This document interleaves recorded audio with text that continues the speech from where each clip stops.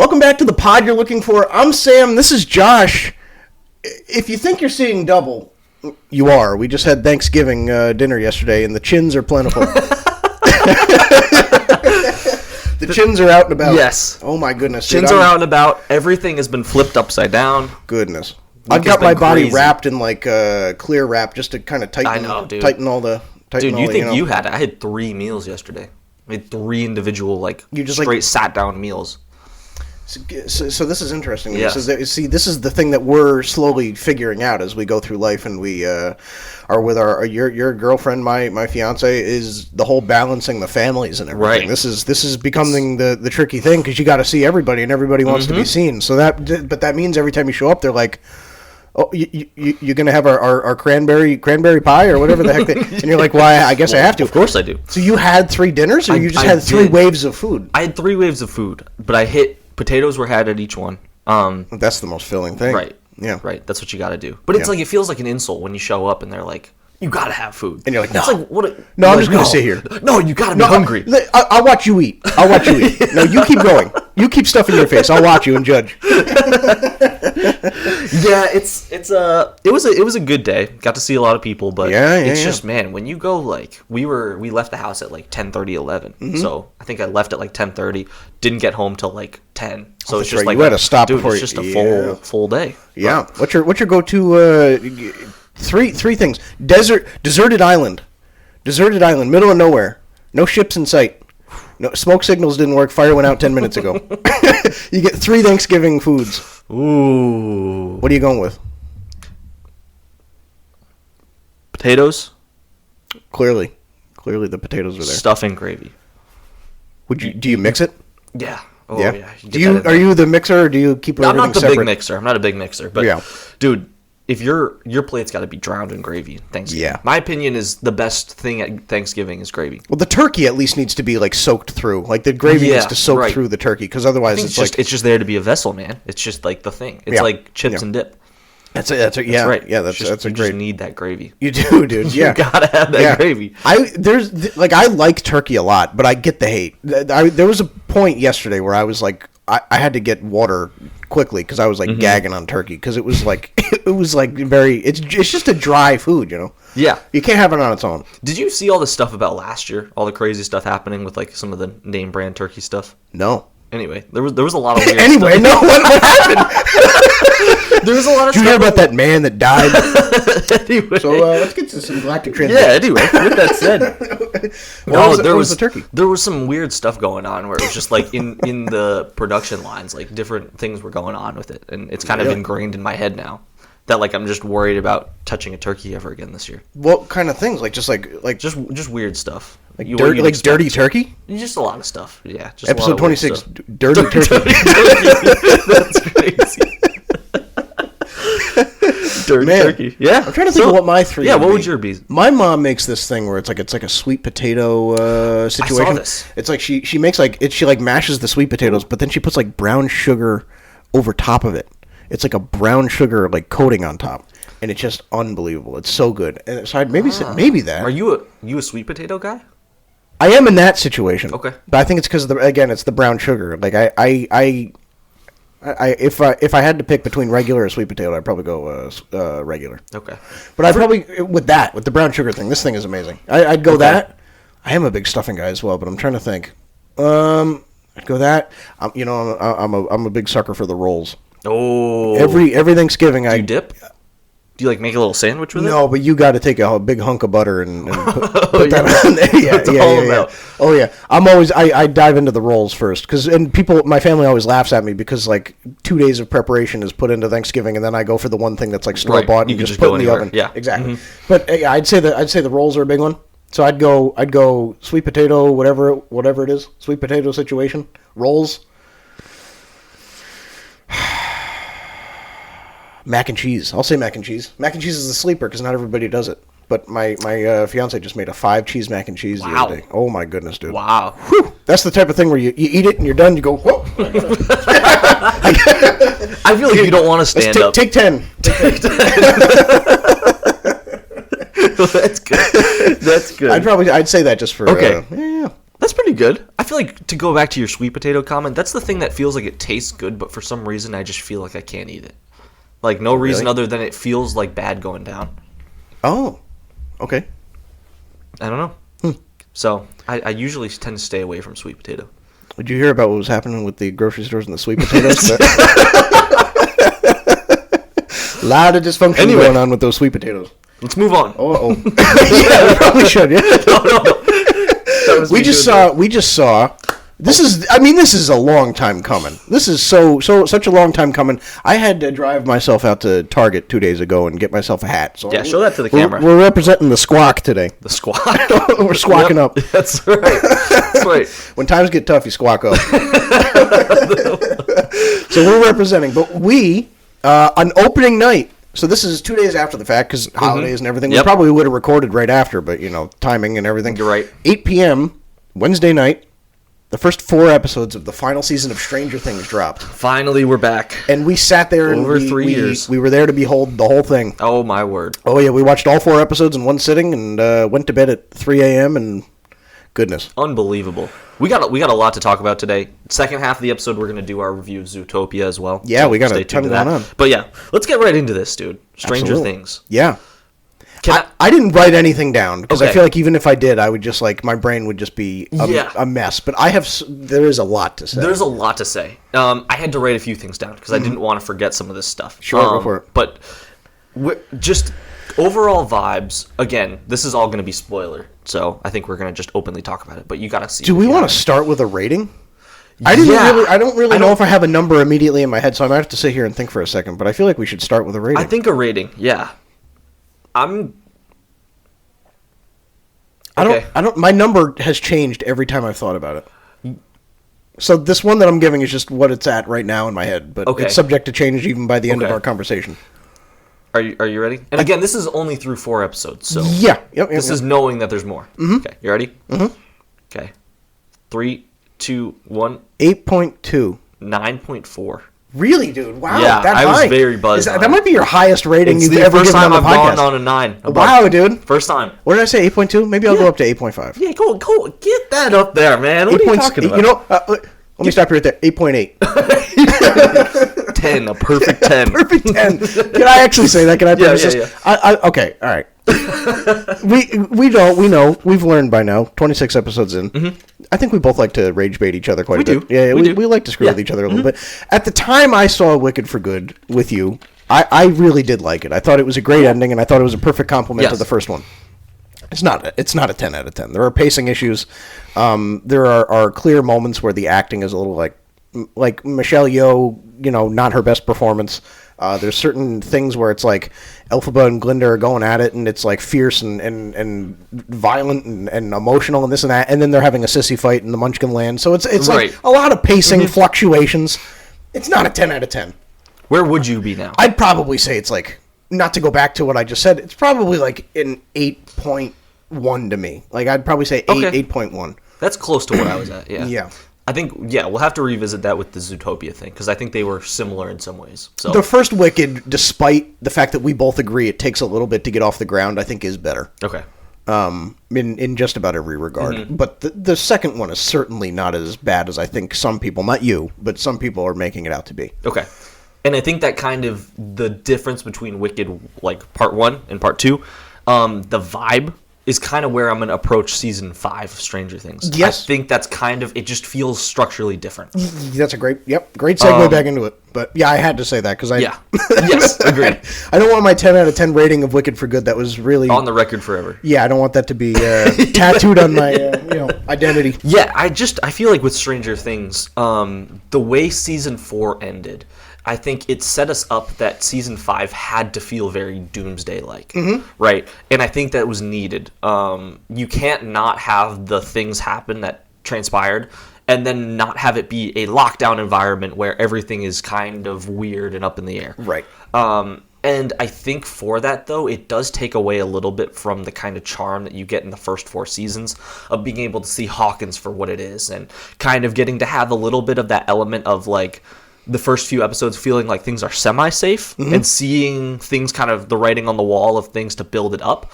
but it just felt a little bit like we just hit the ground running, which is something that I'm glad they did for this season. I think it needed to do this, and I'm glad we didn't get any wasted moment. I'm glad we're right into it. The first 4 episodes did not miss a second. Everything happened that needed to happen right away. And I think it's important to make the distinction that this is an intentional move by the Duffer Brothers. Right. Like, they were very vocal in the press run that it was important to them that they waste, like you said, no time in getting the story started. Because you think about it, 4 episodes in, we're halfway done. Yeah. It's already almost over. Like, it's moving very fast. And I can't, despite the tonal change and the pacing differentiation from the first 4 seasons, I can't imagine another way they could have done this and pulled off what they pulled. Like, they couldn't have waited to tell any of this stuff later on. Like, this is stuff that needs to get out now, because you still have even we don't know anything about the final 4 episodes. There's so much story to tell. Yes. Like, it's very clear. I don't know what it is. It needs to be told, though, and it couldn't have been done. Like, you couldn't have been mixing this stuff in with that. Yes. So this is like, it's very important that they've done this the way they have. Jump right in. And they said, like, it was important to us that despite the draw that the first 4 seasons have to that, like, 80s nostalgic feel, we can't dive into that, and we can't, like, we can't settle into that comfortable corner of the show that we've been, like, sitting in happily for 4 seasons, because we need to, like, break away to tell this epic story and have it feel like, you know, it's earned its right to be there. So agreed. It's all planned. Yes. Like, it's important for people who haven't seen it to know that, like, this is not something that, like, they filmed it and then in the editing room they were like, we got to chop this thing up. Like, it doesn't feel choppy. It doesn't feel edited. Feel that way. It's just moving fast. The story's written fast. It has to. And 2 notes with that is, first, we got through the first 4 episodes, but we do know that the last 4 are going to be a lot longer. So in some ways, even though it's half the season, we're going to be getting a lot more screen time. Exactly. But the other thing, too, is it's not a gripe I have about that. It's more just the vibe is different. That's just concretely something that is. Yeah. Right? And it does change maybe how you see Stranger Things. I, despite having just rewatched the show, my rewatch ended the day the new episodes came out. So, like, this is all, like, it's all, like, very recent in my head. I almost kind of want to rewatch it again afterward. Really? Just to see where all the little Easter eggs were? I want to feel the bridged gap between the tone of this one and everything else. And I think that, like, I was watching everything just with the thought of get through it to get to the end. I want to enjoy it as, like, one story. But yeah, so I don't know, man. But yeah, it's I like the pacing, but yes, it's a stark contrast to everything else. Yeah, nothing like the first 4 seasons. But it had to be. It had to jump right in. Yep. Do you want to go into some of your kind of pros or cons or anything? I think we start with cons. Yeah, because there's far less of those than there are pros. Yeah, agreed. Can I give one that's kind of a little bit of both? Sure. I love what we're getting with the on-screen relationship building. Just seeing the kind of the fruits of our labor and seeing them all come together. We've gotten more interactions, I think, than any other season, it feels like to me, with each characters individually. Yeah. Right? We were talking about it because you and I try to, again, we say it every time, we try to not talk about these things until we're on the podcast together. But we were touching on, because we were together yesterday for Thanksgiving, it was hard to not talk about it. We touched on the fact that, like, every season up to this point has had that vibe, episode 7, 8, when the characters all, despite their paths throughout the season, finally get together and everything's just moving along toward the same goal. Like, and it's fast-paced and it's high-octane and it just doesn't stop. That it's the entire season. Like, it's there's no bringing people back together that needs to happen. Everyone is just together operating for the same goal. And it feels very much like that the high adrenaline vibe you get from the finales of every season before. Like, that's just the way the season is paced now. It's great. Yes. And so then to tie that into kind of why I was saying that's a con, though, too. A lot of the relationships we're getting, I do feel like some of the characters that were the core characters of your fun-loving characters are not acting like they are right now. No, they're not. At all. No. And I think for some reason, like, to say it's Steve, Dustin, Hopper, right, are the 3 that I'm kind of alluding to. I like the stories that when you pit people against each other and then you get the heartwarming moments where they come back to each other. And I know we saw that a little bit with Hopper already. Yep. But there's just something to it that I don't love that they're doing it with everybody. It feels, and I get that it's a doomsday vibe where everything is bleak. Darker, yeah. But it just feels a little too forced to me that Steve all of a sudden is just a jerk. Like, a lot of the things he's saying, I think, is just, maybe he's not wrong, but he's being very jerky about it, which is so anti-him from the last season. Mm-hmm. That's like the whole arc we got to build him to this moment. Yeah. Like the ending of season 4, I mean, it's been a while since I've seen it, but I remember him having that moment where it basically felt like you felt like he was going to die because he just became so selfless to putting himself behind everyone else. Mm-hmm. And I just feel like he wasn't doing that here. Right. Yeah, there's certain characters that have developed or kind of undergone this like angsty character arc that like have really no reason to be in that position. I mean, we see like several moments where Hopper has flashbacks to the death of his daughter, and it seems like it's something he's struggling with presently. But you look at it and you're like, I can not that something like that, like the death of your child, should like be something you just forget about. But it feels like this is definitely something that we have watched him overcome at least 3 times. And so you look at it and you're like, okay, like it makes sense that like they're all quarantined. I mean, we remember that, you know, like your mind races, you think about everything way too much and you overanalyze everything and everything's just deeper than it should be. Everything's emotional, this and that. Like I get it. But also it just like it seems like Hopper is like looking for reasons to like die in this show. Yes. And that was never the case. And it feels like if for 4 seasons he's been struggling with the death of his daughter, that like maybe he's responsible for that, his time in the war and like the experiments that he had to do, like he shouldn't have had a kid of his own, and so he almost feels responsible for his daughter's death and that she got cancer, this and that. You look at it and you're like, all right, so why is he chomping at the bit to leave 11? Because you're like, okay, like I understand Hopper is selfless in the sense that he would sacrifice everything to save Hawkins and to save 11. But also, like, for 4 seasons you've been watching him navigate being a protector of the town, and then being a dad again, and then being away from his family and having to get back and not give up hope. And then he finally gets back, and you're like, all right, he's gotten everything that like his character development has been implying he needed.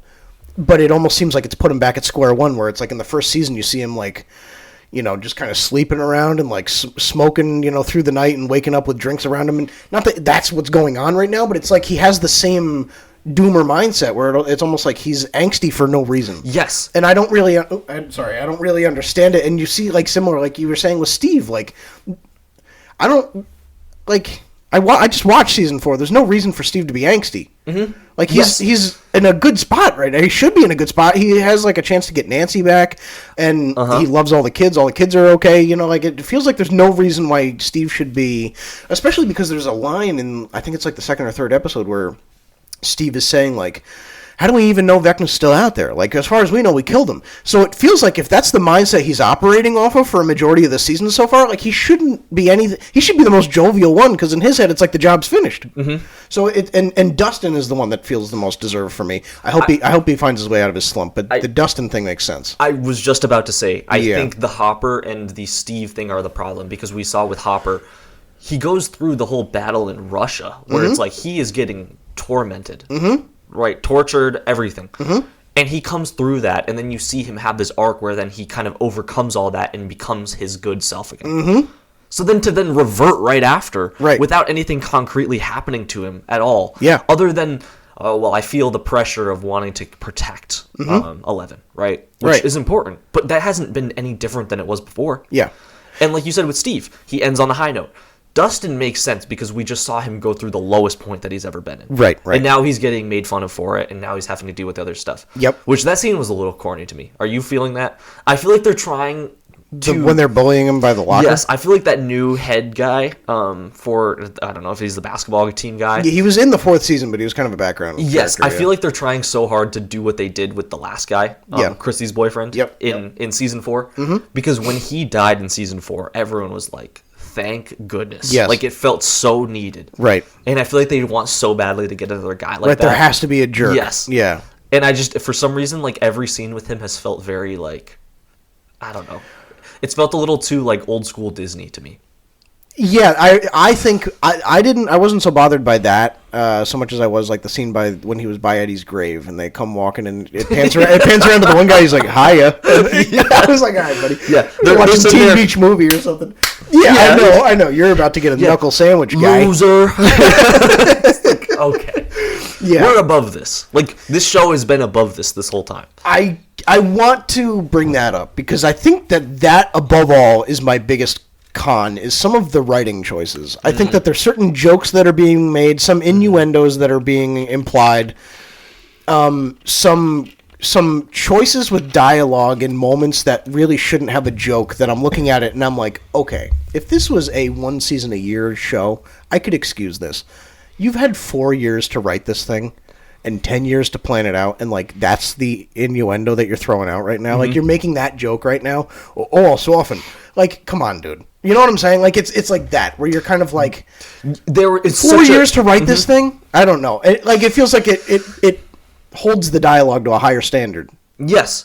Yes, like you built it all up and you like do your whole Mission Impossible planning circuit. You finally start doing it and we see like the most tense moment to then be like broken up by that. And it's a little like, okay, like it's not a big con I have, but it does feel a little bit like off timing wise. Exactly. Considering everything else this whole season has been entirely bleak. Right. Like I understand that that's why they're trying to do something like that, but it just feels kind of like if you're going to build to like a big final epic conclusion where everything is going to be so bleak, which is fine because that needs to be bleak, then you got to go all in on that. Right. I just don't think you can kind of undercut it with these little pockets of jokes here. Just try and make it a little more bright, like in the big moments. It just doesn't work. I think that's my main gripe, is just the dialogue decisions and when they're happening. I think that, and again, the overall tone and what's happening in the show has kept right on track with what we have come to expect from Stranger Things. It's high stakes.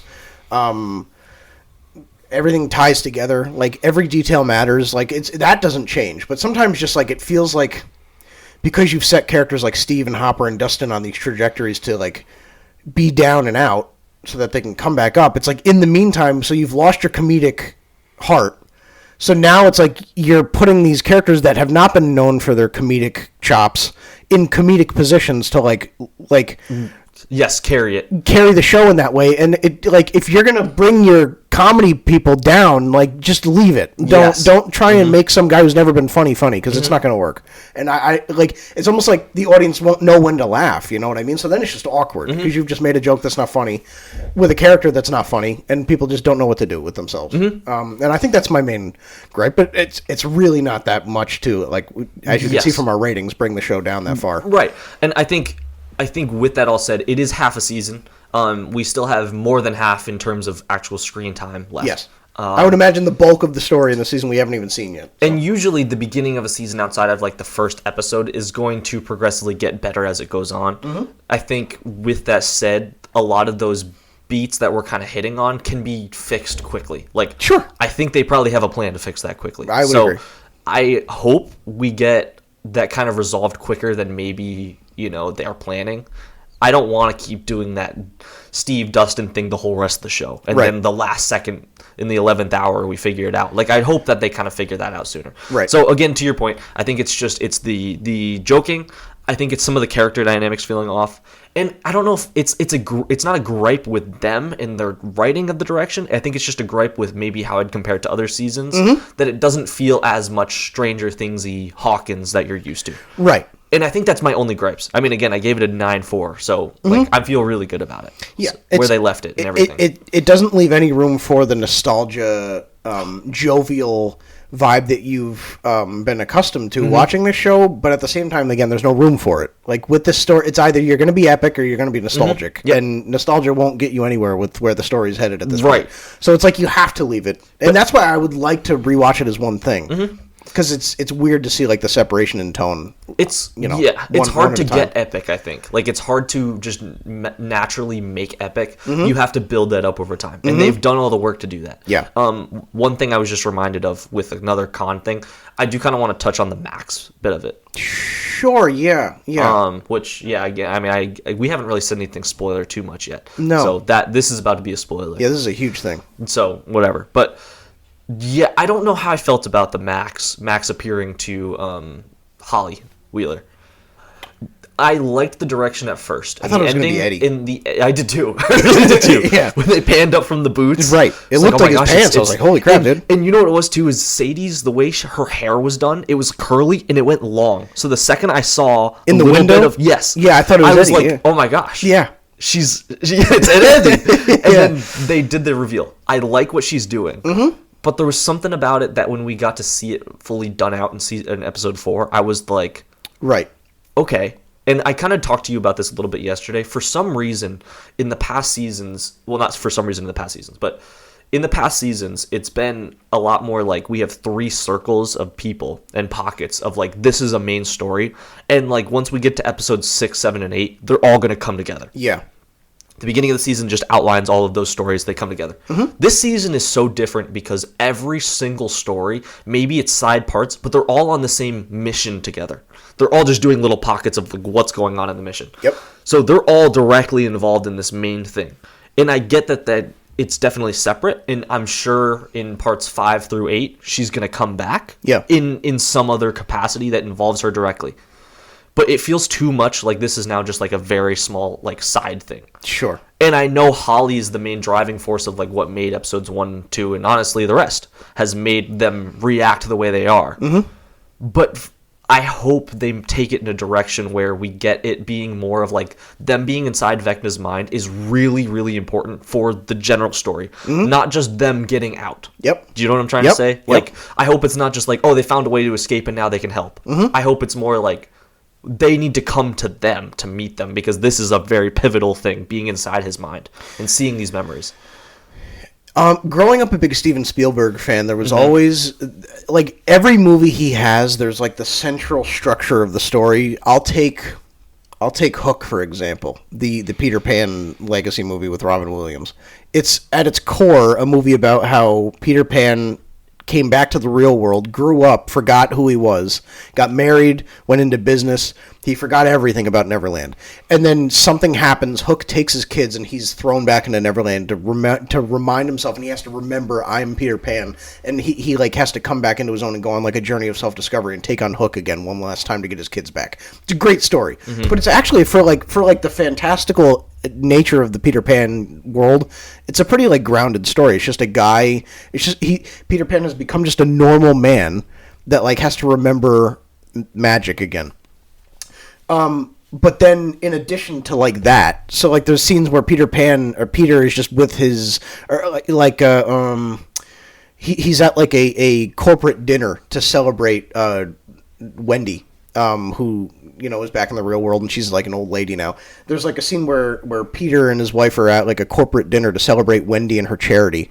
And then, like, 25 minutes later, Peter's swimming with mermaids. Mm-hmm. So it's like every Steven Spielberg movie has, like, all that to say, every Steven Spielberg movie has that element where it's like there's the core of the story, and then there's occasional things where you're like, I can't believe this is the same movie.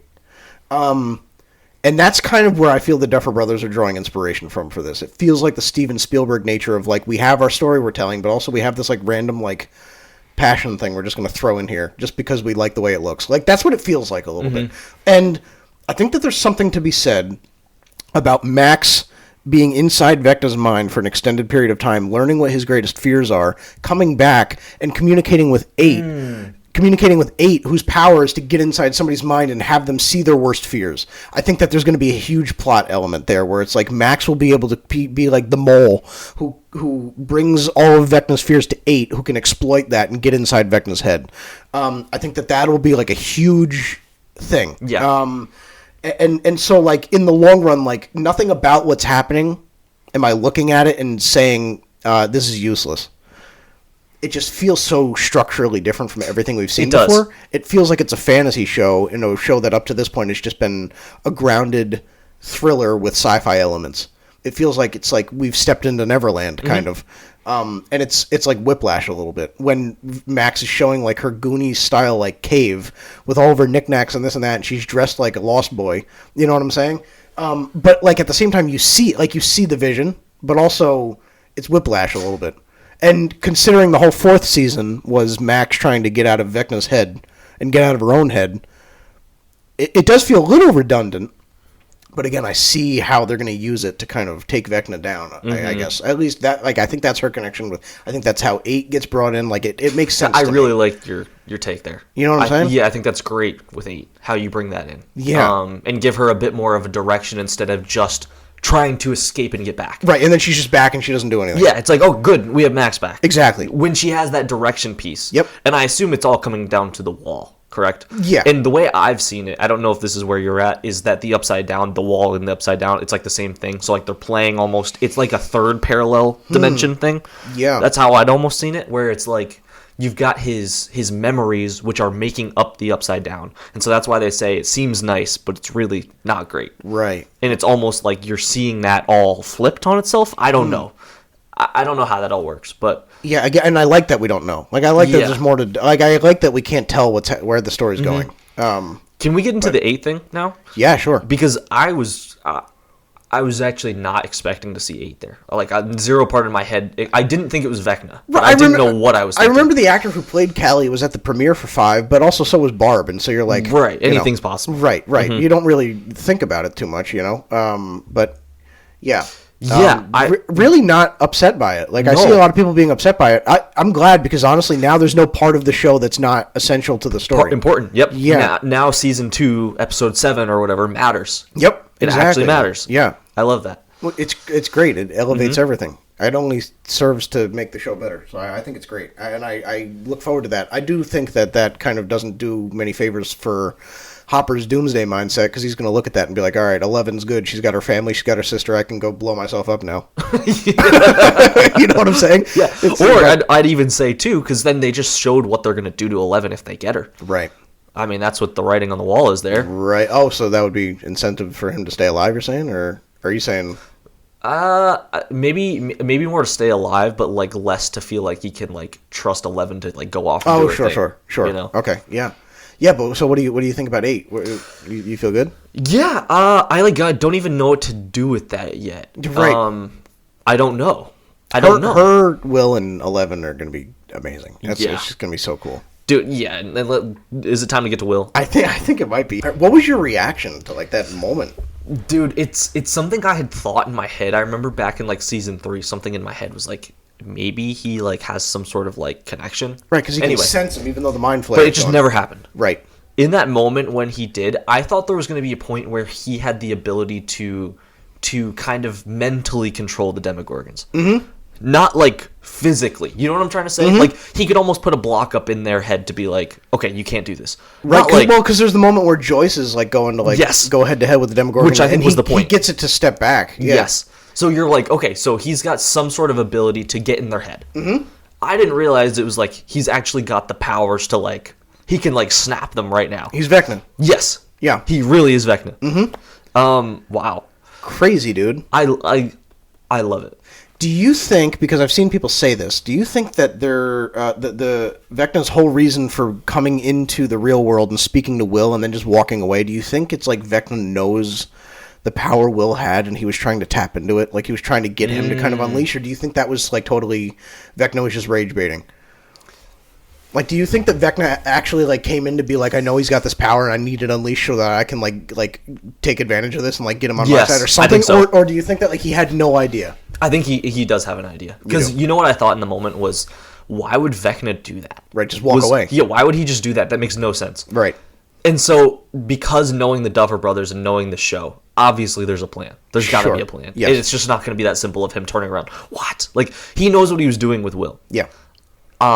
There's got to be something there. Mm-hmm. You're probably right. Again, like, we're going to do so much together. Like, that being the first shot we see in season, or in episode 1, like, you just know there's something more. Yeah. He's going to try and use that. I don't know if that's him trying to then, like, maybe Vecna knows something he doesn't about controlling his mind. Yep. And I think that's going to be it. I think the whole buildup we've gotten is that Will is weak. He's susceptible. Vecna can easily overtake him. Mm-hmm. And I think Vecna knows that, and I think that's going to be his plan, is that if I can unlock this in Will, then I can use him as another kind of me, and like I can totally take over him. Sure. And we've already seen the seeds planted for, and I mean we definitely saw it in episode 4 of Will, like, you find yourself in this, and you can overtake it. Like, you need to prove to yourself, like, be comfortable with who you are first before you can even do anything else. Sure. Right? And I liked that moment with Robin. We talked a little bit about this, but just aside from everything else, her kind of communicating to him that, like, hey, look, whatever happens with Mike, whatever happens with these other things, look, like, it doesn't matter. It doesn't matter. If you can express yourself in this, like, you're going to find yourself through it, and you're going to overcome these things. And that was what we touched on when we were talking, is of all the angles they could take with Will in relation to Mike, in relation to whatever, like, whatever's going on in the show.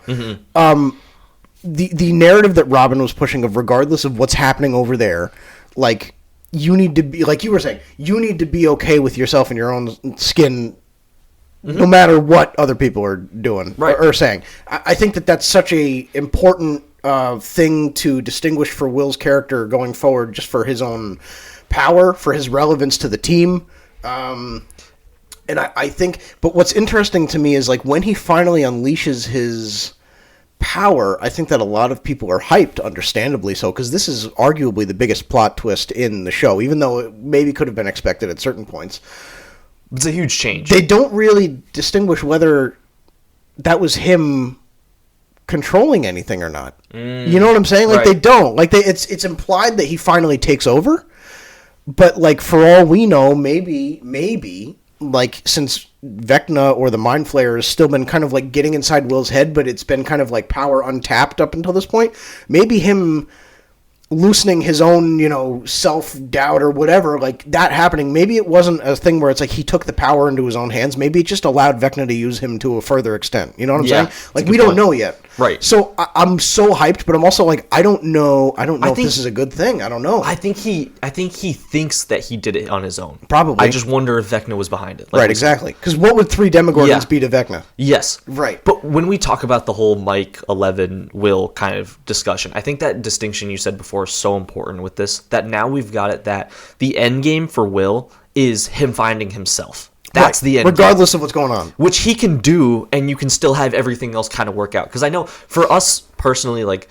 I think the show has built up so much to Mike and 11, and you even see that at the beginning, that, like, I don't know how I was thinking going into season 5, I don't know how you can't do both, obviously. So I don't know how you pivot from that when you've built your whole 5 seasons on that. I think regardless of where you stand about that, like what's being implied there, I think just take your personal preference out of where you would want Will to end up in that whole thing.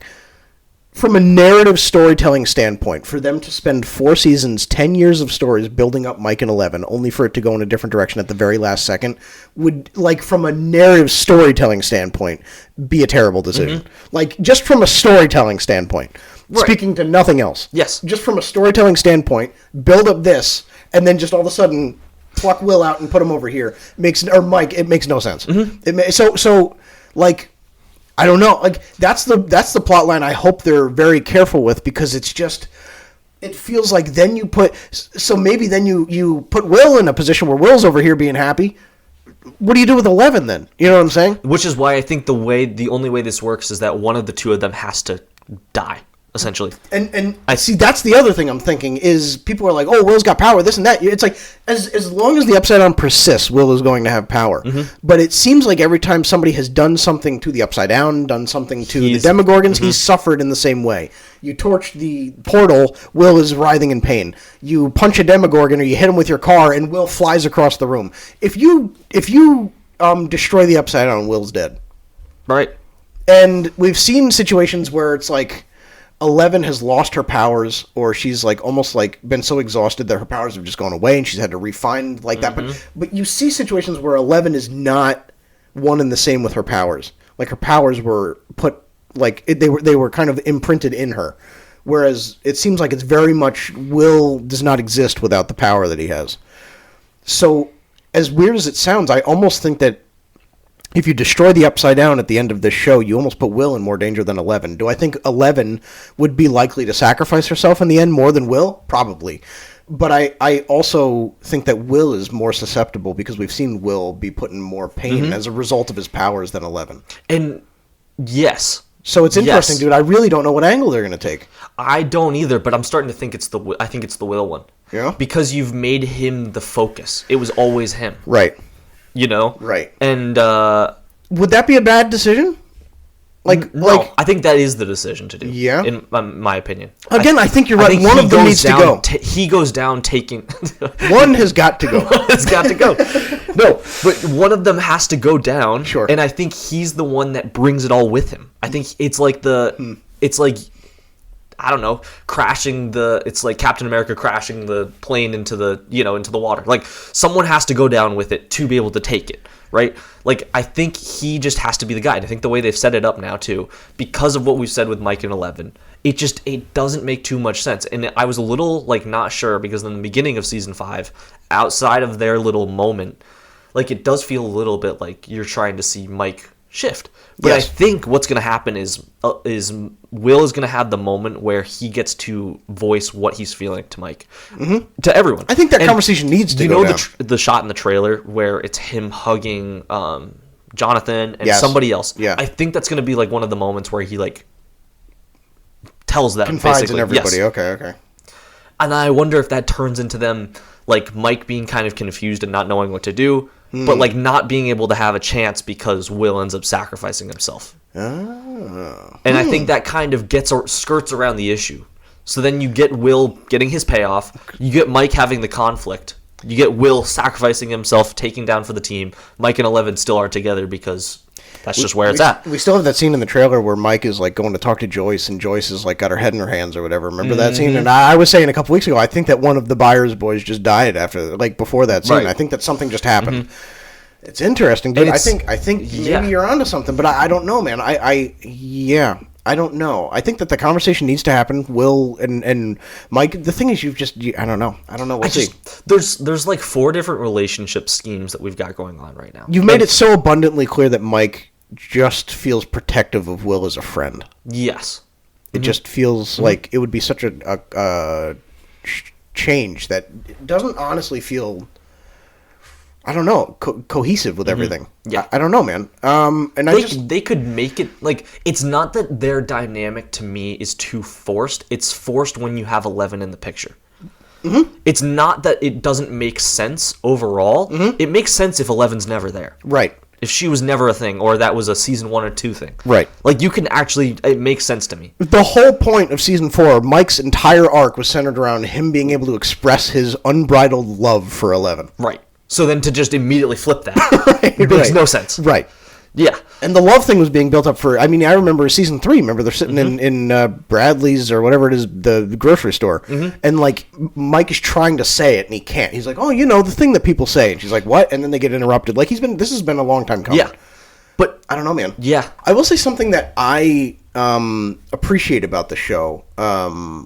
Interestingly, like every character that I see people being terrified of, oh, I really hope Hopper doesn't die. I really hope Steve doesn't die. Oh, if something happens to Dustin, I'm going to be devastated. If something happens to Will, I'm going to be... Like, every character that's rumored to die in this show, as sad as it would be, like, it would be such a perfect conclusion to their arc. Like, Hopper, as much as they've toyed with his death, and it'd be kind of like, all right, just, you know what? Just do it already. Like, I would be so sad. Like, for them to go from, like... bitter cop at the end of his, rope with a drug and alcohol problem and a daughter he just lost, to being like parental figure who sacrifices his life for the town, you know what I'm saying? Like, and for the world. Will, being the one friend that got overlooked all the time, to being the one that sacrifices himself for everybody. Steve, the school bully and jock, going to like the most selfless guy. Dustin, the guy who was teased for, being this and that and having these issues, going and sacrificing himself. Like, every road that you could possibly take in the show ends with a character arc that puts itself up in the top tier of character arcs to be done in television. I totally agree. And it's so, like, never have we seen a situation where, like, even Breaking Bad, like a show that, like, every direction you could possibly take, I think, ends with this show being in high favor with everybody across the board. I think this season has taken itself into the Breaking Bad top 5 shows territory. I really do. Not for us. I just mean in general. Honestly, for me, I think it's up there. Yeah. Well, yeah, for me too. I mean, obviously for me. I just mean it's not just us biasly saying that. Sure. Yeah. But to your point with the relationship thing and the sacrifice, when you have everyone die, it diminishes the meaning of somebody dying. Yep. And I think it's important that they have somebody, 1 or 2 people have to die that are important this season. And it has to end that way, and I think that's really important. But I also think with that said, diminishing it, but also you need to have some relationships that you leave it knowing oh, I wonder what they're up to, Yeah. And you've got Steve and Dustin. You've got Eleven and Mike. You've got Eleven and Hopper. You have Hopper and Joyce. You have the brothers. You have so many of these connections, but if you take out 11, you've severed a lot of that. Yeah. You take out Will, you've severed a lot of that. You just can't do every single thing, and I need the show to end with a couple of those things severed, but we need a lot of those things healed back, right? Right. I hope they don't just go mass, whatever. If you take out Steve, let's say Steve, 11, Will, and Hopper. If you do that, you've killed every interrelationship, you know? Yeah. And it's just, I don't know. The Duffer Brothers did say something to that extent. They were we understand that, again, it's so funny that this has taken, the brunt of a lot of, oh, they did it this way, so we're not going to do it that way. We're not going to even touch that. A lot of the people behind Stranger Things, it looks like this season have made the distinction. We see the reception around Game of Thrones, where it was it was building and building and getting darker and darker, and then everybody died, every fan favorite, and then the show just ended. And the Duffer Brothers recently said in an interview, we understand that people are terrified this is going to be a red wedding where everybody just dies at the end. We're not going to do that. Yeah. He was people have to live for the show to be enjoyable. You have to have something to dream on. You don't win if everyone dies. Right. 25 years from now, when you inevitably do the Stranger Things reboot, and you can't have the lead be Nancy. Yes. It's got to be somebody of substance. Yes. And if you have everyone die too, again, to the point, then it doesn't mean as much. You have to have everyone else be there to feel the effect of that 1 or 2 people dying. Mm-hmm. Can we speak to maybe Nancy actually for a second? Okay. What do you think about just the dynamic between her, Steve, and Jonathan? How her character? I feel more than anybody in the show that her character is capable of so much, and they kind of just keep her chained to this love triangle, restricted to this one thing. I actually disagree with you on that here. Do you? Okay, good. Well, with now? Yeah. This season specifically. How do you feel? Yeah. So, how do you feel? I actually think that she was stuck to that last season, and I think she has taken, the most improved player award, right? Most improved player award. She's taken that now for me. Sure. You flipped it where now it's the guys are stuck in that. Yes. Yeah. They're two stuck pitted against each other, and for nothing. I feel like she's thriving right now. Yeah. She looks like a boss out there. I actually had the thought that I was I'm surprised Natalie Dyer, the way she is moving around and stuff. I could totally see her having her own action movie. Oh, she's great. Right? Couldn't you see awesome. her doing a Rebecca Ferguson type of role? Yeah. Something like that. Maybe it's because she looks like Sigourney Weaver in Alien, but I could totally see her in an Alien movie. Mm-hmm. Yeah. Yep. But I think she's been great. Yeah, dude. And things to the point of that, Steve and Jonathan run up the tower, and then they look, and she's nowhere to be found. She doesn't care. Which is a fun sequence. That's the lighthearted stuff that you put in there. Mm-hmm. You sprinkled that in. You don't make a private part joke. Yeah. When you're trying to save the world. Do that type of stuff. Right. That water tower sequence was great. It feels again, to go back to the relationship thing, in the car we've got Steve, Jonathan, and Dustin, and that car is just so detestable, and in some ways it's nice, but it's almost a thing I would want in a season that wasn't the last season. Mm-hmm. In the last season, it's the last time is now. I want to be able to enjoy every little bit of it, and it feels just so intense, overdoing it. Yeah. Their dynamic of being just pitted against each other. I saw not Jonathan and Steve, but all 3 of them. Yeah, I saw something with Dustin and Steve that I actually really, really liked. They were saying, because you were speaking more to Jonathan and Steve, right? You were saying more there for you. Yeah. I thought that the conversation Jonathan and Steve had where it was interesting because they both like had that moment where they like kind of ranted at each other, and I didn't feel that either were wrong. I think that like Steve was saying to Jonathan, like a lot of your anger towards me is just because you're like not doing enough for Nancy, and you're like taking it out on me because you see me like doing everything you should be doing. So why don't you step up? And Jonathan was saying like, dude, like hands off, and like both are understandable. Makes sense, yeah. Like both are great. But speaking also to like Dustin and Steve, because it reminded me, people were saying like, oh, you know, they ruined Dustin and Steve. I think that like somebody said online that Dustin is likely just pushing Steve away because he knows that Steve's death would hurt him just as much as Eddie did, and he's trying to not let himself be hurt in that same way again, which is great. And I think that would be such an important thing to articulate, and it would immediately just bring everything back to the way it should be. And honestly, we talked about this briefly last night. I think that the sequence in the trailer where Steve is hugging Dustin, I don't think it's like a sacrifice scene where one of them is going to die or something just happened. I think it's like they reconcile. I think they like are honest with one another, and I think it's going to be great. But we'll see. We'll have to see, dude. I don't know. That's really good. Who do you think ends up with Nancy at the end? I feel like it's Jonathan. You do? I do. Because I don't think there's anything left for him to do. I could see him dying still, dude. I really could. I could see him dying. But like, I think if 11 dies, then Jonathan dies. Do you ever if Will dies, then Steve probably does. Do you ever play the game Minesweeper? I know this is a really weird transition.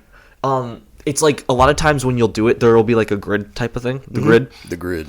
And it's like a 50-50. So it's like either there's a mine here and here, like here and here, or it's this and this. And it feels like this is the exact situation. Like, if this person dies, okay, then I know it's these people. Exactly, dude. But if this person doesn't die, then it's, you know what I'm saying? I do. Yeah, that's perfect, yeah. I don't think you can do Jonathan and Will. No.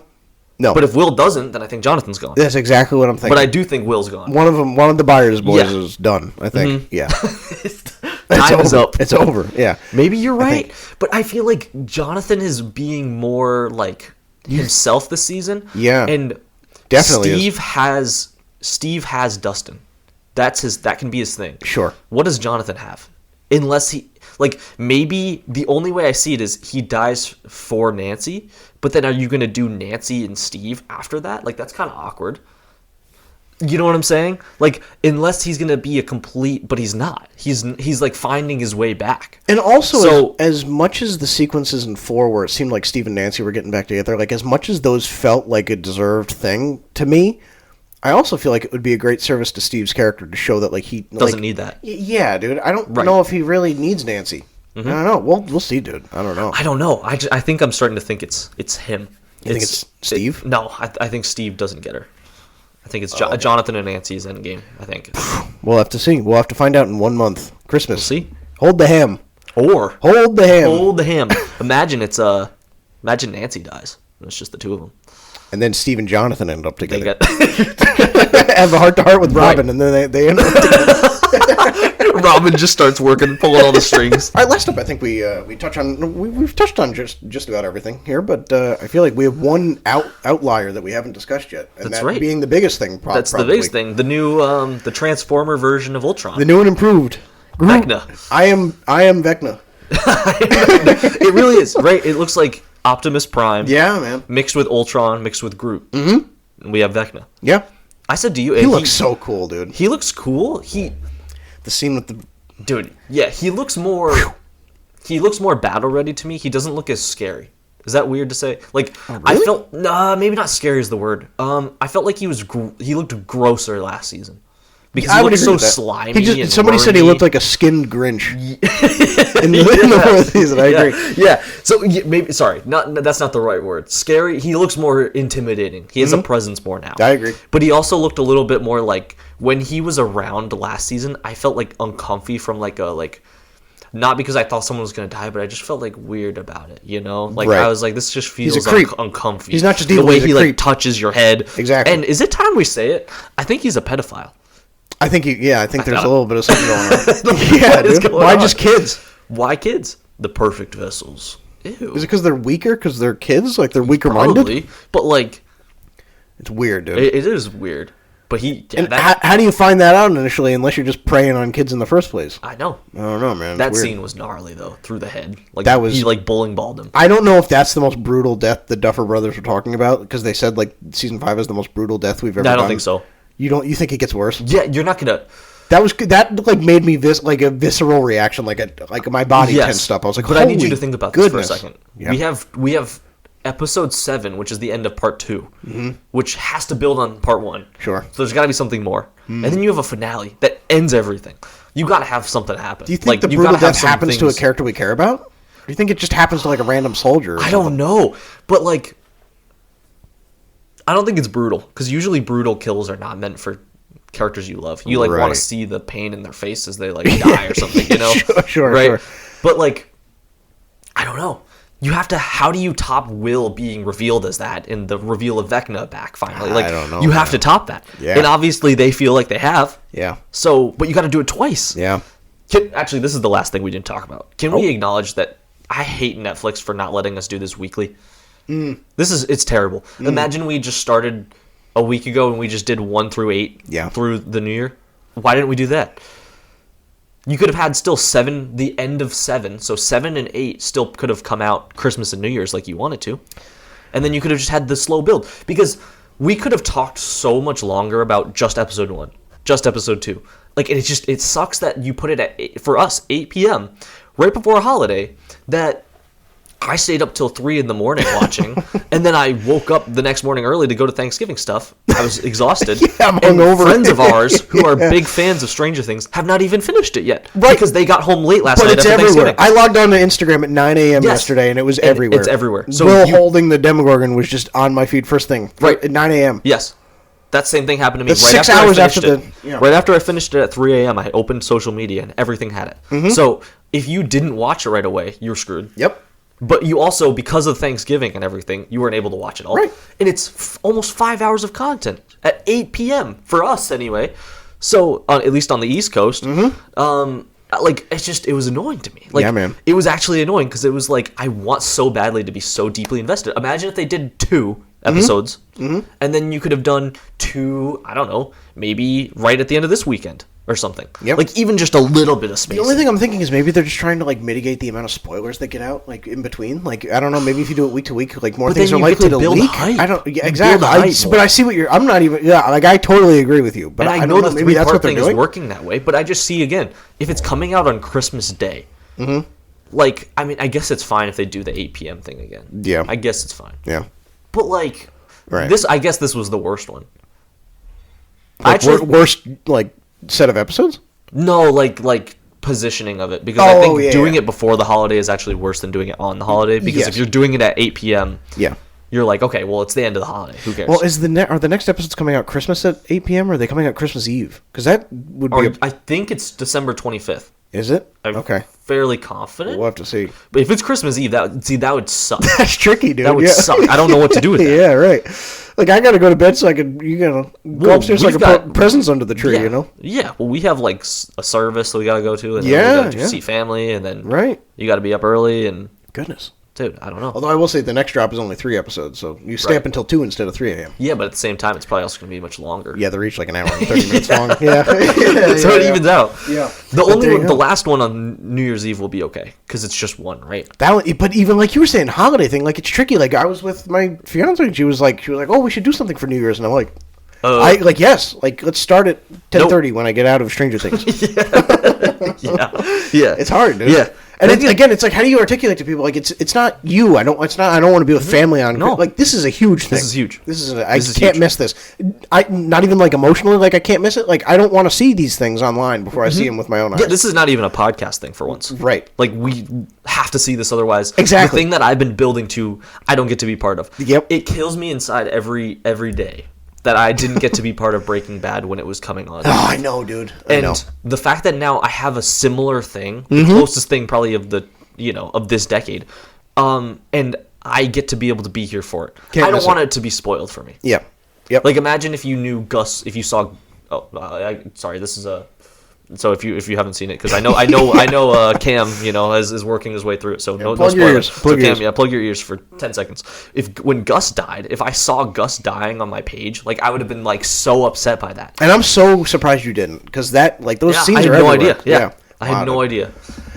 So I don't know, but there's the Stranger Things talk. That's good. That's pretty good about it. So we got what, are we going into Zootopia? You want to do Galactic Transmissions? Why don't we do some Galactic Transmissions? Okay, we'll go into some news here. What do we got? What do we got to start things off? We got a little, let me read this for you.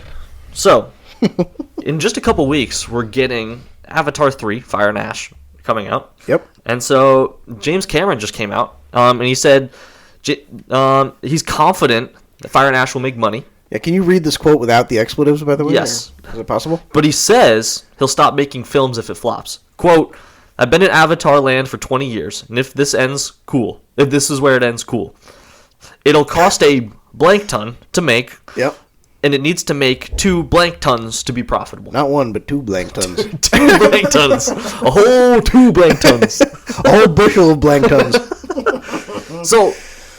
This is in here because you brought this up earlier. I just think it's a funny headline to me. It's just hilarious. Really funny headline. I've mapped this franchise out. It's 5 movies. I've planned it my whole life. But if the third one is a load of dog crap, then I'm never touching it again. Go see it. Go see it. Out in 3 weeks. Where were you? Yeah. Why would you market your movie this way, dude? I don't know. I think it's good, but if it sucks, Yeah, man. I'm never even going to think about it again. What the heck, man? I don't know.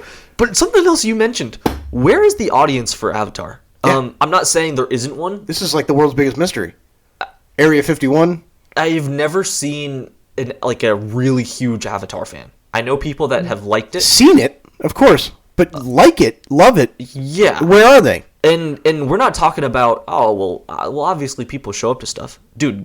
Both of the movies have done over $2 billion, right? They're in like the top 5 grossing movies of all time. Yes, and Avatar, the first one, I think is the second highest. I think it just went back up to the top. It might be the top. It almost hit $3 billion, and also it came out in 2009 when prices were a lot lower than they are now. Yeah, so that which means number everyone saw. So this in movie. like modern day money, it's probably like $4 billion. Yes. Which is ridiculous. But I can't... It equates to almost a third of the world seeing this movie at least once. I've looked high and low, at least around here. So upstate New York, man, nobody's seen these movies. No. Really. Like, they've seen them, but nobody went to go see them. Right. So where is this market coming from? I don't know. But it's there. It's there. I don't think it's going to... The movie's going to make at least 1 blank ton. I think it's a shoo-in for $1 billion. Yeah, I would agree. Especially given the timing. I mean... Moana 2 made a... Didn't Moana 2 make that much? Yeah. Or no, something like that. I don't know. What was the one? Lilo and Stitch just made $1 billion. Avatar, Fire and Ash. I don't think it's going to make 2 blank tons, though, do you? No. I don't know if it does. I wouldn't be that generous. So here's my question, though, because the last time Way of Water came out, I remember they said, okay, we had this huge long gap in between the first 2, but we have a plan that we have a movie for Avatar 8 set for 2034. Yeah, they have it mapped out for the next 10 years. They have it, set. What are you talking about? So why are you going to say that right before your thing, and then also have that plan and just do you think Bob Iger's you serious? Probably shaking awake like the president. Yeah. James Cameron's dogging on his movie again. Sir, get up! Tell him to shut up. Sir, get up! Yeah, I don't know, man. I don't know what you do. Yeah, it just feels like terrible marketing. Yeah, it does. I would think believe in your movies, James. Right. Well, dude, what are you doing? I mean, I like them. I love the first Avatar is in my top 100 just because of how much it changed stylistically. Film. Yeah, maybe not from the story is very cut and dry, but I think that it contributed so much to film. Tron the other day, a movie can't be driven on that. That's true unless it's Avatar. Yes, I would. It's a great take. Great take. I just got clipped. That's a great take. But yeah, man, I mean, we'll both see it. We'll probably both love it, but it's not anything insane. But the market for these movies is clearly much bigger than what we see in our own area. I've never heard somebody say that they're excited to go see this movie. I think the movie's going to make 1.5 blank tons. I think that's a good number. Yeah. Can we put a betting odds on that? Can I say the number is 1.4 bill? You going above or below that? I'd say 1.6. You think it hits that? Sure. Yeah. Really? I think so. When did Way of Water come out? Was 22. And was it 22. Was it in Christmas time? Yeah. As well? It was the week before. Okay. Yeah. So it's a great time for a movie to be out. And nothing else is out right now. So it's a blank and great time to release your movie.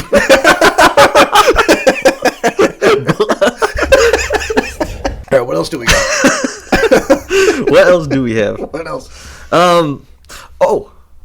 You told me you had a little piece to say about James. I do. I always have something to say about James Gunn. Cameron. James Gunn, if you're listening, hello, hello. I give you my worst. Yep.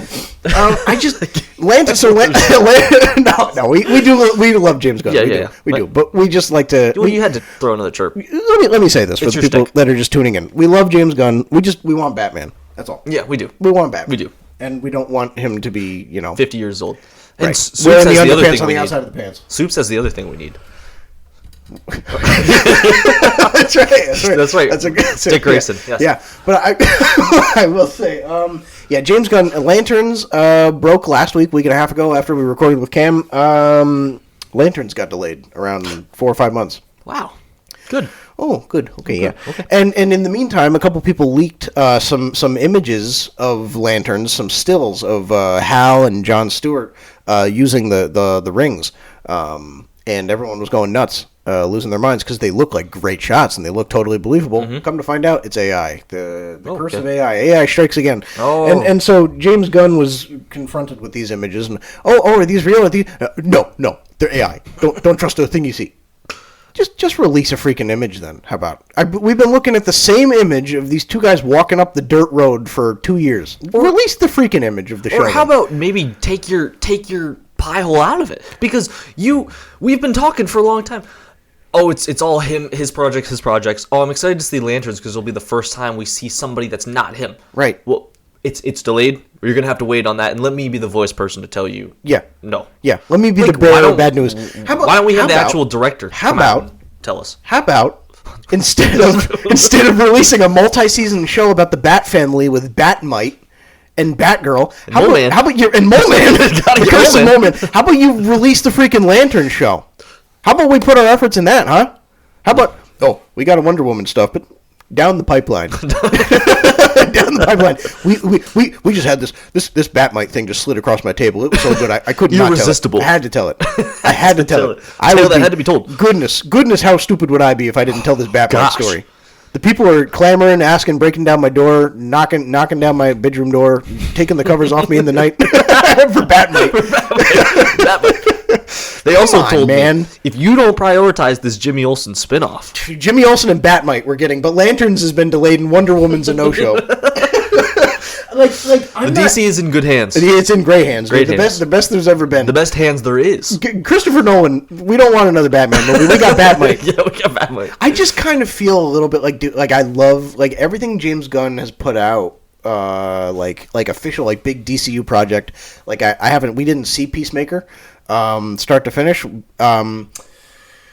We loved Superman. There's the things that have come out have been good in their own right, but it just feels like the direction of the franchise is kind of in a standstill right now. Mm-hmm. And I remember even at the MCU's worst, it always felt like it was moving forward. Even with Multiverse of Madness, it was this flopped, so they're just gonna have to excite me elsewhere. Because surely they will. But they've never not had a set number of films that are things that okay, maybe I don't trust it, but those are at least concretely they should be good. Exactly, dude. Oh, there was always something to anticipate. Oh, this sucks. Well, you've got Doctor Strange, you've got Black Panther, you've got Fantastic Four coming. Peacemaker wasn't my cup of tea. Maybe I'll find my sense of satisfaction from Waller or Jimmy Olsen. Right. Well, you don't see Kevin Feige talking about Wonder Man every other day. No. In fact, I think Kevin forgot it was coming out. I think so. I do say it every time just because if you don't, the masses come for you with pitchforks and torches. Mm-hmm. We do like James Gunn. And I'll speak more to myself because you haven't hated on him nearly as much as I have. I love James Gunn. But at the moment, I don't really see. He is a friend of the pod. He's hiding under the table right now. That's right. You doing right? Yeah. The rope around his wrist a little too tight. But you were the one that pulled him out of bed and put the covers. I took the covers off. You took them. I like James Gunn a whole lot. I just don't see the vision right now. Yeah. And I haven't for a while. Mm-hmm. And I hope I do soon. But alas, Lanterns has been delayed. The vision. Close your eyes again. No vision for you. I just kind of feel a little bit like we're going in circles. I don't know. We're working way too hard on the projects that nobody cares about, and we're sidelining all the characters that everyone's been meaning to see for a while. Mm-hmm. And that's just the narrative around James Gunn's DCU until proven otherwise. You can't tell me otherwise. Yeah. The whole thing around James Gunn's DCU thus far has been characters you want to see and need to see. You're not going to see them yet. Mm-hmm. And the characters that you couldn't care less for that have been in the background. Oh, that reporter in the throwaway shot, the deleted scene from Superman, Act 2. Yeah, we're making a 5-season show. We just greenlit a 5-season show about him. I just kind of feel like, let's get our priorities straight here, man. Like, you're going to lose people. You haven't lost us because we have a podcast where we talk about movies and we really want to see this thing work out. But you're going to lose the average fan who has nothing to lose. Right. They're going to go watch K-pop Demon Hunters or something. Hey, get their fill. You know what I'm saying? Yeah. So I just kind of, I don't know, man. That's my gist about James Gunn. Yeah. I like that. That's good. But yeah, that's good. That's it. And Can Yeah. Can I give a quick aside real quick? Yeah. Do you know when you have like those optical illusions where it's like, okay, if you stare at the big red dot in the middle and like you see the things going on the side, like your vision gets blurry? Yeah. I don't do anything with this. Yeah. It's really funny right now. It's totally fine for my straight up vision. Mm-hmm. My peripheral vision with the shirt you're wearing, it's making everything like the table blurry. Isn't that weird? Really? Yeah, it's like an optical illusion, your shirt. Wow. Isn't that something? Wow. Isn't that something? if you look close enough, you start to see a face. You see Mahatma Gandhi in my chest. If you look close enough. Gandhi, friend of the pod. So what was the last thing we had? Well, third and final thing. I thought this was cool. This is a cool aside. Just in time for the holidays. We're easing our way into Christmas. McCauley Culkin recently was interviewed. I believe it's on, where was he? I don't remember where he was. But he was interviewed by somebody. Kevin McCarthy. It was Kevin McCarthy. Okay. And on his podcast, who Kevin McCarthy is just the best in the biz, but he was talking to him about Home Alone and what it's like showing Home Alone to his kids someday, and he was saying Macaulay Culkin said I have a proposed story for a Home Alone spinoff that you could do, like an anthology thing, like that you could add on to the original, like a legacy, a legacy movie. His proposal is, quote, I'm either a widower or a divorcee. I'm raising a kid. I'm not really paying enough attention, and the kid is kind of getting miffed at me, and then I get locked out. My son won't let me in, and he's the one setting the traps for me, and the house is some sort of metaphor for our relationship. Wow. So Kevin takes on, like, the intruder type thing, and the son is the Kevin. That's interesting. Sounds like an Adam Sandler movie, doesn't it? A little bit. It kind of... Can I just say, because we haven't really touched on this much since our Star Wars conversation like 12 episodes ago. Yeah. I think that we're good with the narrative in film and TV that like every character, hey, you love this character? Let's make him a depressed, down on his luck guy. You did it with Luke. You did it with Jack Sparrow. You're going to do it with Kevin McCarthy? Mm-hmm. No. And you know what it does? It only just makes you look back on the other things and say, oh, well, it doesn't end happy. Like, he doesn't go anywhere with this. Right, man. Like, he's going to dip again. Right. And I know that's life, but, like, it's fantasy. Yeah. That's what you want. It's a Christmas movie. You're going to make it's a big metaphor for our relationship. Like, is that a creative premise? Of course. But, like, it's Home Alone, man. It's not that deep. Well, it's like... We've seen enough. It's just these two creeps are trying to get into this house, and Kevin's setting traps, putting mannequins up in the windows. Like, it's not that deep, man. Yeah. It's not a metaphor for divorce and negligent parental observation. Like, what are we doing? Happy holidays. Happy. Oh, what's under the tree? It's barbed wire. It's your papers. Sort of your papers. What's that in the stocking? It's your papers. It's your papers. In court. I don't know, man. So that's my thing. Yeah. I love Kevin McCarthy. Love Kevin McCarthy. Yeah. Love Kevin. Hey, I do. Hey, you do. He's friend of the pod. He's on the other side. Yeah. I love Macaulay Culkin. I love the Home Alone movies. I think just more for the integrity of the original. It's like not every movie needs to be the down on his luck. The guy, you know, ever since he was a kid setting those pesky traps, he discovered vodka, and it's all been downhill from there. Like I think we're all good. You know what I mean? Vodka. You know what I'm saying? Yeah. I don't know. No, totally. Yeah, that's my thing. Stay tuned. 2 weeks from today, we'll be talking about Home Alone again. We're doing our Santa hats on, crowning the best Christmas movie of all time. Yeah, man. That's what we're gonna do. We got another bracket set up. Officially, like an actual official bracket has been set. We're doing 16 movies, I think. So I think so. And we're gonna do it all in one day. So yes, lock in for that. Run. We're gonna crown the greatest Christmas movie of all time.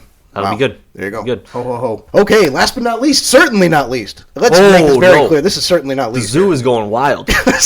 Going wild. Yeah, buddy. Ooh, baby. We saw Zootopia 2. Yeah, we saw it Tuesday. Opening night. Separately. Opening night. We both saw it. Special thanks to Regal Cinemas for having us out. That's right. We paid for our tickets, but, you know, they had us. They did have us. They did have us. Thank you. Big thank you. Yeah. Should we give our rating? I think so. I'm ready. Our rating? Zootopia 2. 3, 2, 1. 8.7. 8.1. Wow, dude, nice. It's a great movie. It's really good. It's a really fun movie. Mm-hmm. Good job, Disney. Yeah, really good. Yeah. I definitely wasn't as high. I wasn't at 8.7 there. Like, I felt like right around 8. It was just slightly better than that. You know what I'm saying? That's why I gave the 0.1. I'll probably, by next week, be down to like an 8, 3. Well, that's you know what I'm saying? podcast, right? Yeah. You got to start high. It was just a lot of fun. It is, dude. It was. I think the biggest takeaway I had from the movie was I was going in with very low expectations. And I felt like they were going to try and, how can we rehash the first one and make it feel different? It didn't. It was not that at all. It felt like a story that was just completely same people, different thing. Yep. And it felt needed. Mm-hmm. It felt different enough, and it didn't feel like it was just there to be there. You know, it felt like they were telling the story because they actually felt like this was something important, and it was. Yep. I loved it. Yeah. Rare nowadays that we don't get a sequel that doesn't feel like a rehash of the magic that made the first one. Mm-hmm. But that's exactly what this is. It just feels, like you said, a necessary addition into a world that, let's be totally honest, of all of the recent Disney hits, Moana, Tangled, Frozen, Zootopia, this is far and away the world that like has the most potential to like spawn shows and to spawn movies and to spawn books and the whole thing. Like, this world is like sprawling. There's a lot to tell. You could go in any direction. Mm-hmm. You could have a Zootopia movie where every movie's about a different character in a different biome. Like, you could totally do it. Easy. Yeah, but this and yet you kept it, with the same characters, and you still managed to tell a great story, world. Right? And yeah, it hit all the emotional beats. The characters learned to communicate. It was it was great. I thought the narratives about like with Gary the Snake, and I love that part. I'm Gary the Snake. What's your last name? The Snake. Yeah, I love this so much. It was good. Dude. It was good. Yeah, it was good. He was perfect for that role too. Oh, I love Kiwi Kwan, dude. Yes, he's so fun. Good. One of the greatest people to ever be given fame. Yeah, and this is so good. I hate to say this. I've seen a couple of his movies recently where he's the guy. Mm-hmm. I don't know if he works that. He's perfect as like that supplemental guy. Mm-hmm. He is. He's like the quintessential fun, like nice, sweet guy that you just need. I totally agree. Totally agree. But he did great. It was one of the funnier movies I've watched in a while because it's a kids movie, and it was 100% a kids movie. But there are so many things that were in there for every adult that was watching. Yes. I know kids will love this movie. Like, I really think kids will love this movie. But I also think equally adults will love watching this with their kids because of how funny some of the things are. Mm-hmm. There were so many things that we probably can't repeat on this podcast. Outrageous. That were genuinely outrageous stuff. Is that not funny that, there's lines in Zootopia that you can't repeat? Yeah. That's what I'm saying. But they make it make sense. Yeah. They make it work. There was only one time with the door thing. Yes. That was like, I was like, okay, that was like, we're not even trying anymore. I was laughing so hard. I was like, we're not even trying just anymore. Just absurd. So funny. It's just very outrageous. Yes. Yeah, very, very funny. And even the Shining reference, I love the Shining reference. Dude, there were so many parallels. Started playing the music, I was like, that probably cost a pretty penny. Dude, I was all in on the Zebros. Zebros. What's your name? I don't even remember what their name was. But they had the same name. Mike. Yeah. My name's Mike too. Zebros. We're gonna get a Zebros TV show. It's gonna be like shorts, Disney Plus shorts of the Zebros. Yeah, we need shirts. Do you want to get matching Zebro shirts? Yeah, dude. We can do that every episode. We can start out. Welcome back to the podcast. Zebros. Yeah, but it was good. It was fun. Yeah, man. I felt like the only thing that I did think was slightly like a con for me was the first one felt a lot more detective style than this one. I know this one was like trying to figure things out, but it was a bit more of them just like reacting to what was around them. Mm-hmm. Yes. Felt like a Disney ride. Disney World ride. And less so like them trying to like catch a hunch and go for it. Sure. The only thing that you really saw was them first going to the gala where they thought there was going to be, and then pretty much from there it just kind of spiraled. Yes.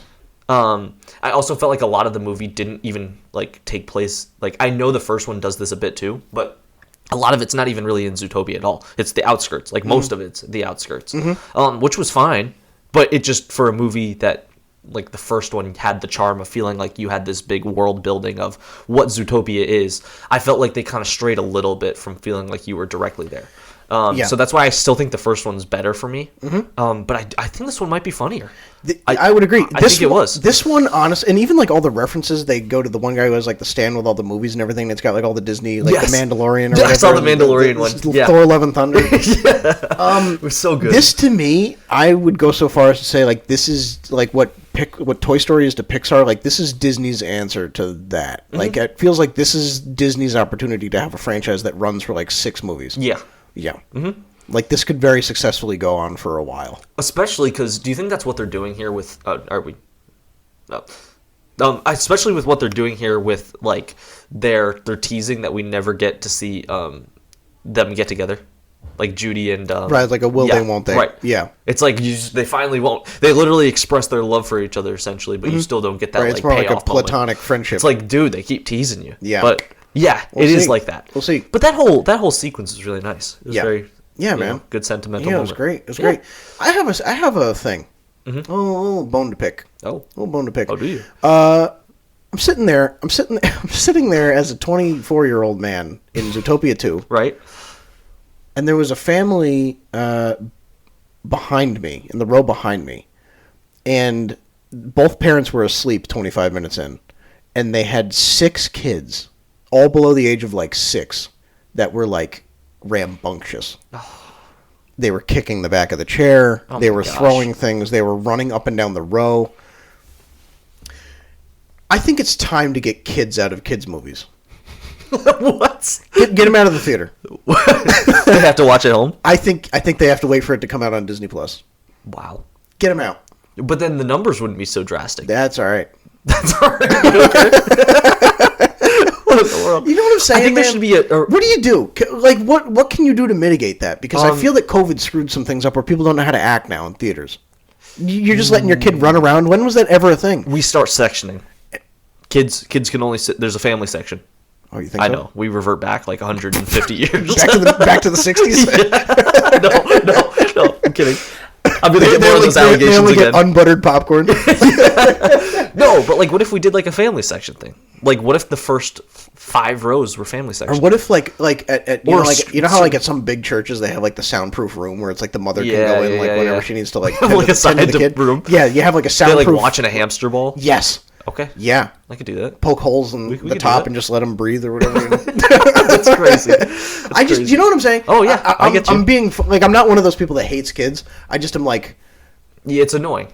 Right. And there were periods where I was like, I haven't heard a line of dialogue in 3 minutes. Yeah.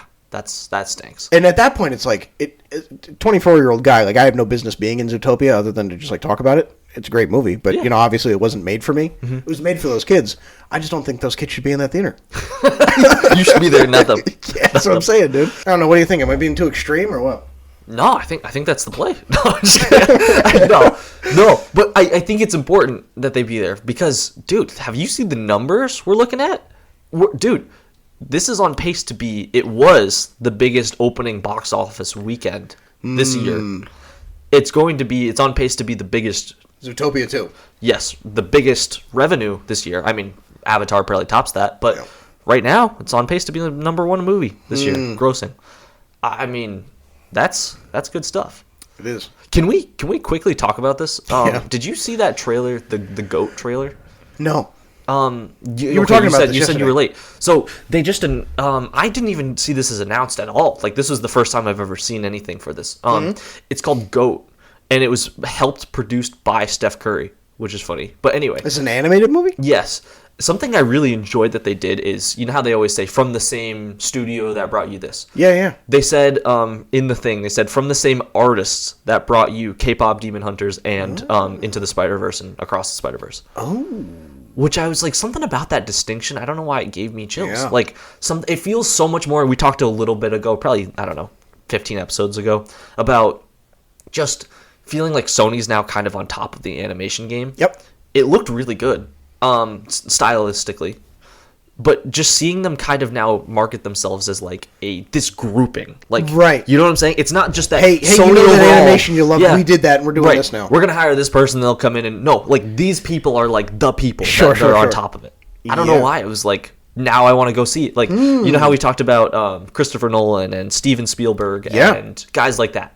Like it almost feels like they're in that echelon now, where I look at it and I go, the same people that brought me that, okay, I'll go. I don't think the movie looks like crazy or anything, but I'll go. Yeah. Because I just know how sick that can be. Huh. Anyway. Our rating of GOAT. Of GOAT. It's coming. Big up GOAT. Huh. Big GOAT guy. So we'll be seated for GOAT? We'll see. We'll see GOAT. Wow, dude. Dude, one of those movies, man. That's a movie like GOAT is the one that we get on the preview. Or we get on the premiere for. Can you imagine? Like, we start this podcast just in my bedroom, and 10 months later, we're sat with Steph Curry on the red carpet. Oh, dude. Watching GOAT. Doing that with Steph Curry. Us pointing at Steph. That's what dreams are made of, dude. Oh, my goodness. Wow. Do we got anything else on Zootopia? You feel good? I think I feel good. Yeah, it's a great movie. It's just that's it. Yeah. For all of the things we've talked about, I don't think there's ever been a more easy to recommend movie that we've talked about yet than agreed. This is like, take everybody. This is a great movie to see. Totally. If you love the first one, you'll love this one too. There's like no separation in enjoyment. That's a great thing to say. That's the first time on this podcast. You're right. First time on this podcast, I feel 100% go see it. Yeah. Should we install a rating system of like on a scale of like do not go to you cannot like maybe like 5 tiers of like. Agreed. Yeah. Yeah, we do that. So we'll do our rating, but it's also like you gotta add that in. So we'll think about that this week, and we'll come back. Because some movies are not like you still might like it, but you're like, you know, right? It's a great movie, but you're fine not seeing it. Yeah, or vice versa. Yeah. It's not a good movie, but it's so bad you have to see it. Yes. Yeah. Like there's different things. Yeah. Yeah. That's a good distinction. We'll have to think about that. But yeah, I think we're good. What do you think? Yeah, I feel good. Feeling pretty good? Yeah, I don't know, but as always, not everything that makes sense has to matter. Wow.